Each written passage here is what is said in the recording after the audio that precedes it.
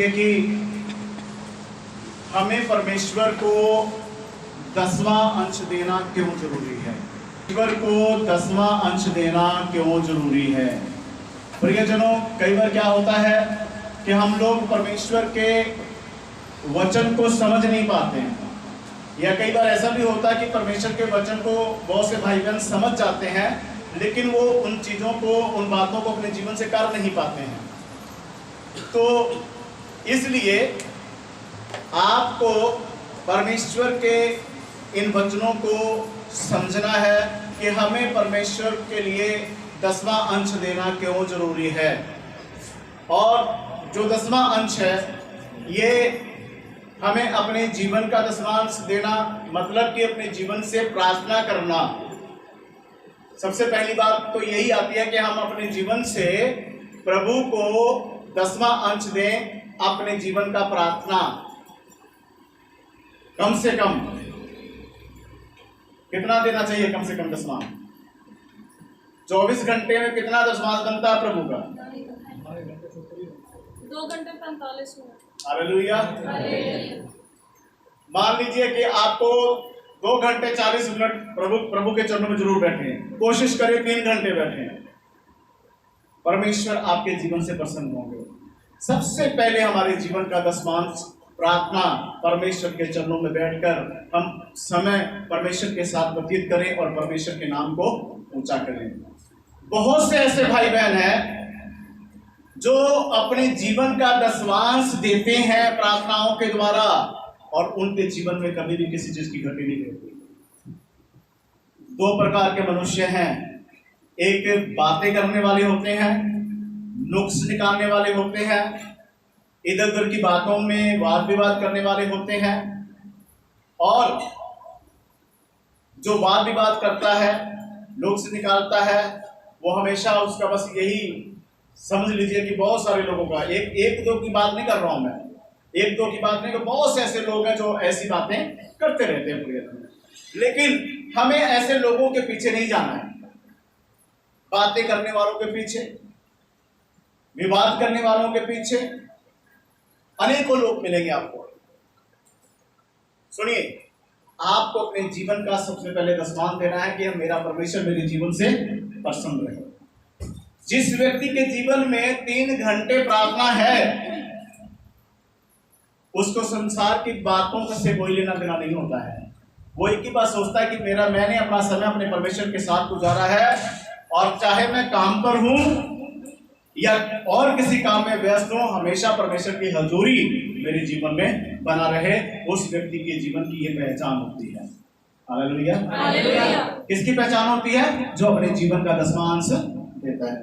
दूसरी बात, हमें अपने संसारिक जीवन में और उन्नति प्राप्त करने के लिए आपको पैसे का 10वां अंश देना। क्योंकि बाजार में कुछ भी आप लेने जाएंगे तो पैसा तो लगेगा ना। आपका पैसा तो खरीदे देना ही पड़ेगा ना।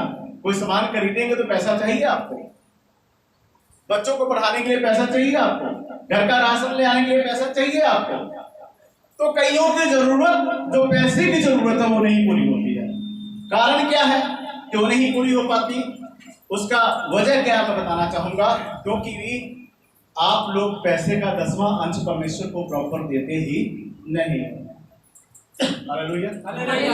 हम परमेश्वर को 10वां अंश अपने जीवन से दें और पैसे का 10वां अंश परमेश्वर को प्रॉपर दें। प्रियजनों, जब आप पैसे का 10वां अंश परमेश्वर को प्रॉपर रीति से देंगे, आपके जीवन में फाइनेंशियली प्रॉब्लम नहीं आएगी।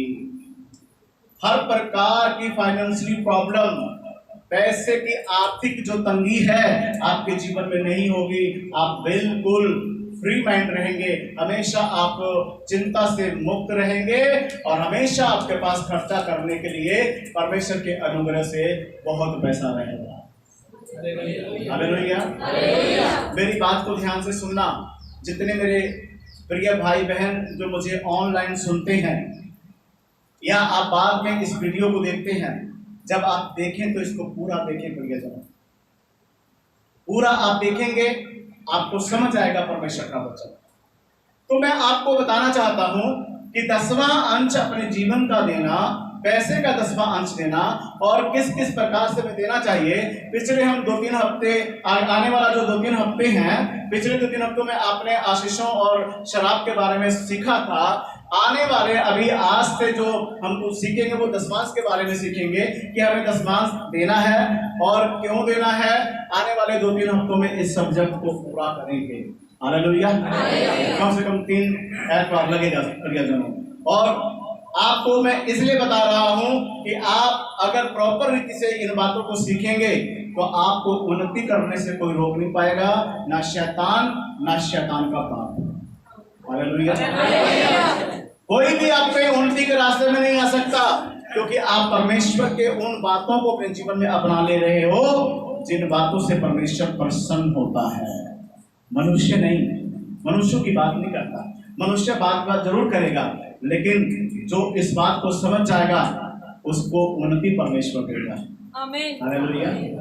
उसको उन्नति परमेश्वर देगा। इसलिए चाहे आपके परिवार में एक सदस्य काम करता है, 2 सदस्य काम कर रहे हैं, हो सकता है कि आप 4 भाई हैं, 5 भाई हैं, हो सकता है कि आप बहनें भी जॉब करती हैं, आपके परिवार में कितने भी लोग हैं, सबको इस नियम को अपने जीवन से पूरा करना जरूरी है। हालेलुया। हालेलुया। बहुत सारे लोग पुराने नियम और नए नियम को लेकर वाद विवाद करते हैं प्रियजन, वचन के अनुसार कि पुराने नियम के समय में प्रभु ने ऐसा कहा था, लेकिन परमेश्वर के वचन में नए नियम में भी लिखा है। और मैं आपको बताऊंगा कि प्रभु यीशु मसीह ने खुद भी दिया है। हालेलुया। प्रभु यीशु मसीह ने खुद भी दिया है प्रियजनों। आइए मेरे साथ एक वचन पढ़कर देखिए, मत्ती 22 अध्याय और उसका 21 वचन पढ़िए। पहले मत्ती की किताब 22 अध्याय उसका 21 वचन पढ़कर देखेंगे और उसके बाद बड़े विस्तार से हम परमेश्वर के इस वचन की ओर चलेंगे प्रियजनों। जल्दी से निकालिए मत्ती 22 अध्याय और उसका 21 वचन पढ़िए कि परमेश्वर का वचन आपको क्या सिखाता है। पढ़ दीजिए। उन्होंने उससे कहा कैसर का। उन्होंने उससे कहा कैसर का। तब उसने उनसे कहा जो कैसर का है वह कैसर को दो, जो कैसर का है उसे कैसर को दो। कैसर समझते हैं आप लोग? हाँ जी, राज्य या सरकार। जो सरकार का है, जो हमारे गवर्नमेंट का है, जो सरकार का है वो सरकार को दो, गवर्नमेंट को दो। और जो परमेश्वर का है, और जो परमेश्वर का है परमेश्वर को दो, वो परमेश्वर को दो। हालेलुया। अब सुनिए ये कहाँ लिखा है। ये पुराने नियम से हम पढ़ रहे हैं कि नए नियम से? नए नियम में लिखा है ना कि जो कैसर का है उसे कैसर को दो और जो परमेश्वर का है उसे परमेश्वर को दो। हालेलुया। दोनों बातों को यहाँ पर क्या हो रहा है, परमेश्वर का वचन बिल्कुल क्लियर शब्दों में कह रहा है कि जो गवर्नमेंट का है वो हमें गवर्नमेंट को देना चाहिए, सरकार को देना चाहिए, और जो प्रभु का है वो हमें प्रभु को देना चाहिए। हालेलुया। तो परमेश्वर को देना प्रियजनों अवश्य है। और प्रभु ने कहा कि जो सरकार का बनता है, सरकार का क्या बनता है? इनकम टैक्स कितने लोग भरते हैं? उसी की बात कर रहा है। आपको इनकम टैक्स अपना देना चाहिए, टैक्स भरना चाहिए।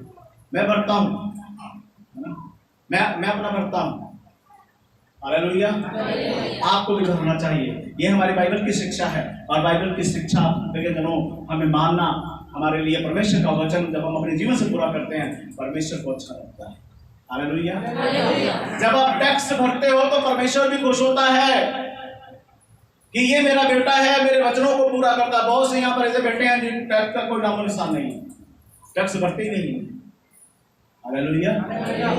तो आपको टैक्स भरना, सरकार को देना, ये परमेश्वर का वचन हमें सिखाता, प्रभु यीशु मसीह हमें सिखाते हैं। हालेलुया। और जो परमेश्वर का है हमें परमेश्वर को देना है। परमेश्वर का हमें 10वां अंश देना जरूरी है। बहुत से लोग कहते हैं नए नियम में कहाँ लिखा है? नए नियम में बहुत जगह लिखा है प्रियजनों।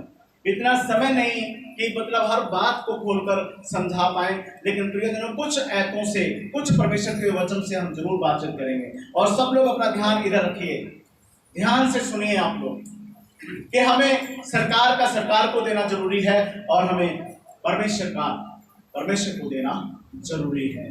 पढ़िए जरा, इसको पूरा कीजिए।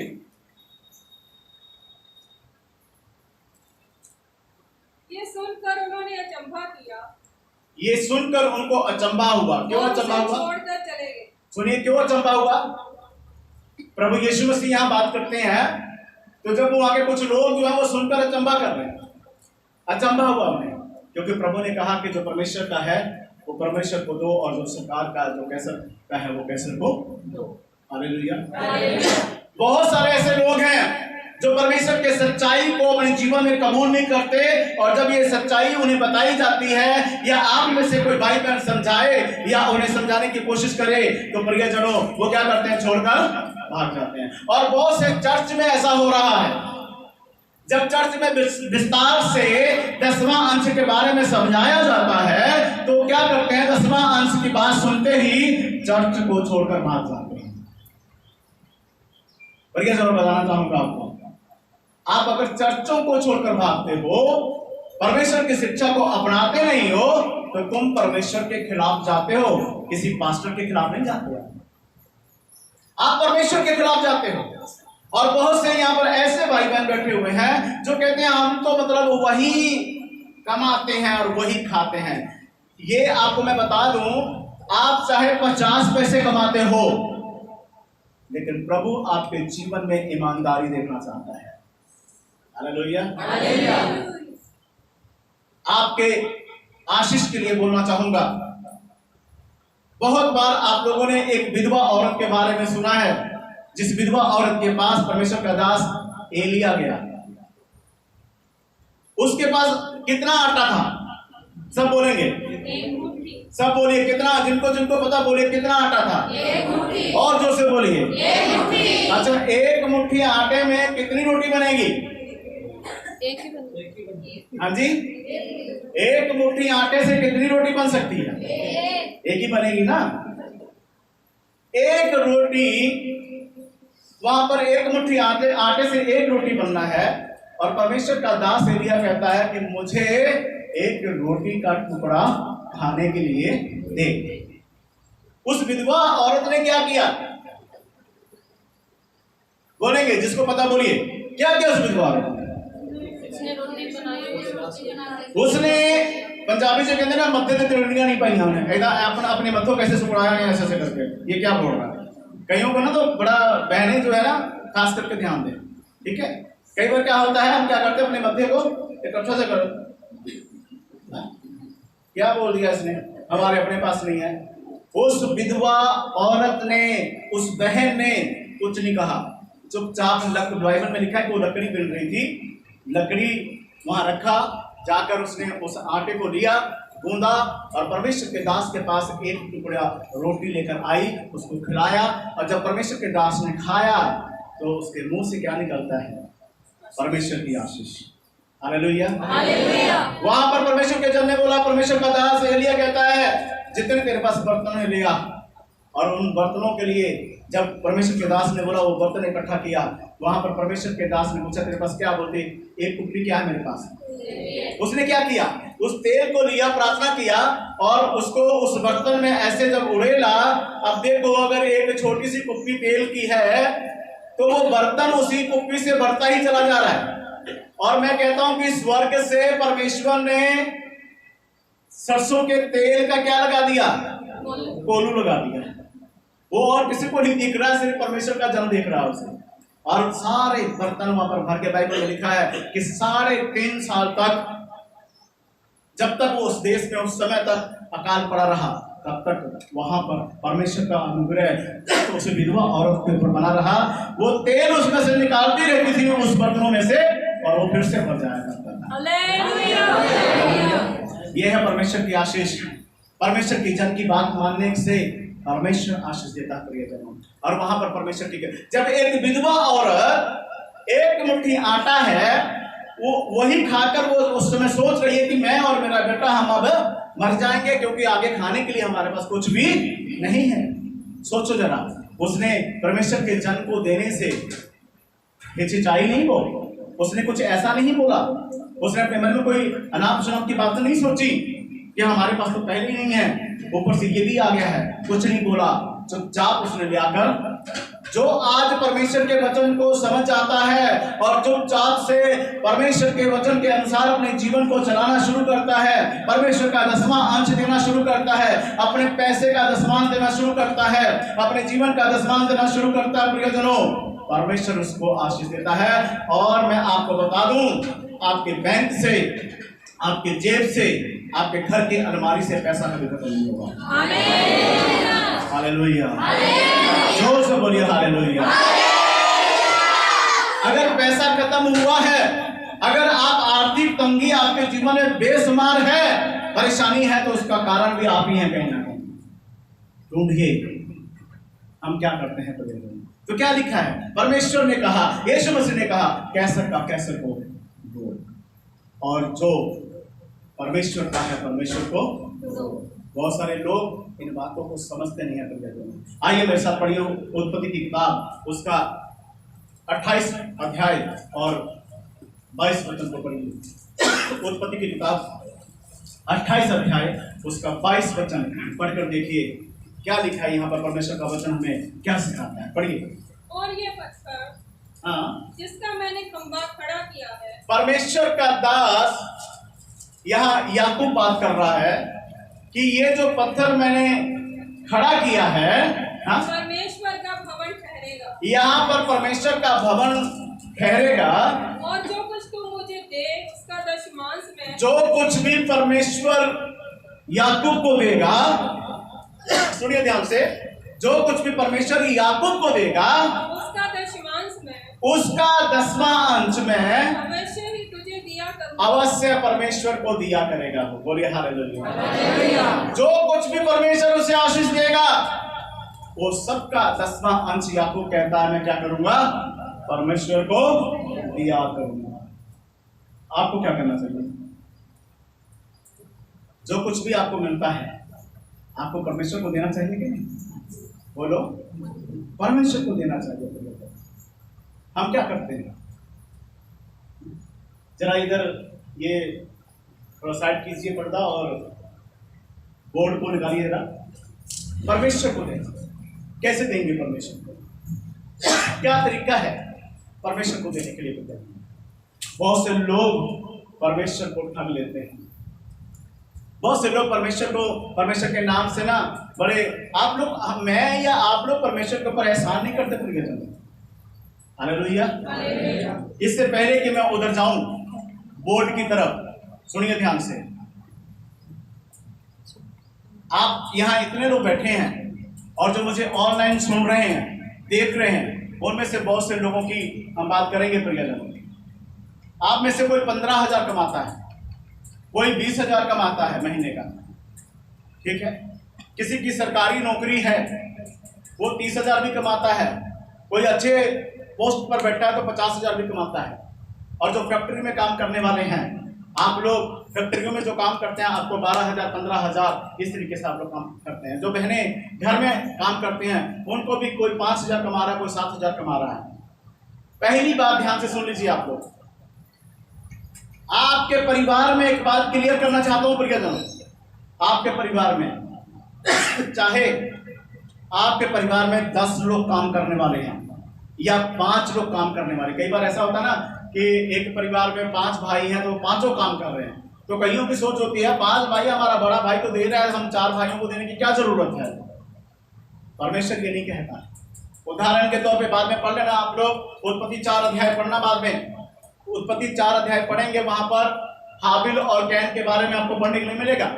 परमेश्वर ने हाबिल और कैन दोनों को कहा था दशमांश देने के लिए, और वहां पर कैन का जो 10वां अंश था वो ठीक नहीं था प्रियजनों। परमेश्वर ने उसके 10वां अंश को कबूल नहीं किया था, लेकिन हाबिल के 10वां अंश को परमेश्वर ने कबूल किया। और प्रभु ने कहा था वहां पर कि अगर तू भला करे तो क्या तेरा 10वां मैं तेरी भेंट को कबूल ना करता?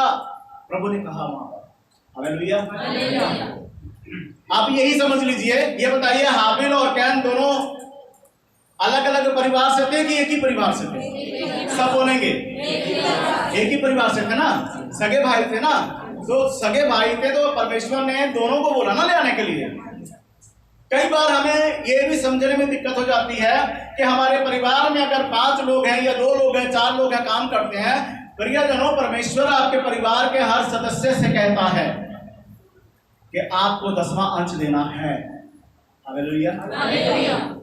हमने ये बात अपने बच्चों को भी सिखा दी है अभी से।